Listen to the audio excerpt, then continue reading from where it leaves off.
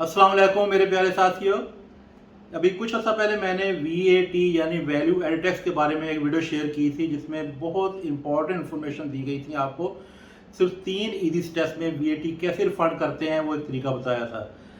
उसके बाद मुझे उससे भी ज़्यादा इंपॉर्टेंट अपडेट्स मिले हैं। एक गुड न्यूज़ है आपके लिए जो मैं आपसे शेयर करना चाहता हूँ कि कैसे VAT डायरेक्ट आप अपने बैंक अकाउंट में ट्रांसफ़र कर सकते हैं।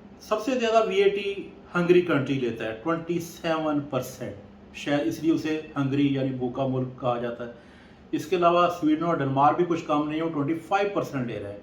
और बहुत से कंट्रीज हैं जो 22% लेते हैं। मिनिमम जो मैंने देखा है वो 17% तो लेते ही है।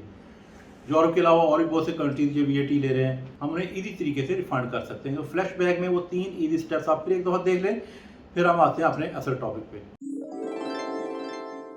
वैसे ये जो टैक्स रिफ़ंड का प्रोसेस है ये ज़्यादा मुश्किल नहीं है, बस इसका तरीक़ाकार पता होना चाहिए। आप जो भी शॉपिंग किसी भी मुल्क में करते हैं, वो शॉपिंग जो आपने अपने कंट्री वापस लेके जानी है, वो गिफ्ट वगैरह तोहफ़े वगैरह जो भी हैं, उनका आप वोचर बनाएंगे वहाँ के कस्टमर सपोर्ट सेंटर से। वोचर बनाने के बाद आप जब एयरपोर्ट पे आएंगे तो वहाँ मशीन लगी हुई है, मशीन के थ्रू वैलिडेशन होती है। वो सिर्फ वैलिडेशन करती है, आपको कोई रसीद वगैरह कुछ नहीं देगी, वो ओके कर देगी।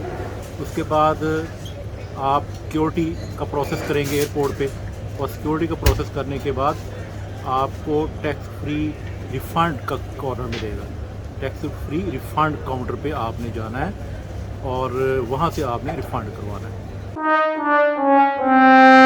अच्छा, जैसा कि आपने देखा स्टेप नंबर 3 पे ये रिफ़ंड होना होता है, और मेरे केस में ये हुआ कि एक वोचर तो उन्होंने रिफ़ंड कर दिया है, लेकिन दूसरे वोचर के बारे में कहते हैं कि ये रिफ़ंड नहीं हो सकेगा।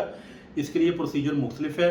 आप ये एनवेल्प लें, इस पे स्टेप पे की हुई है, और इसमें डालें और इस्तांबुल एयरपोर्ट पे ग्रीन बॉक्स में ड्रॉप कर दीजिएगा।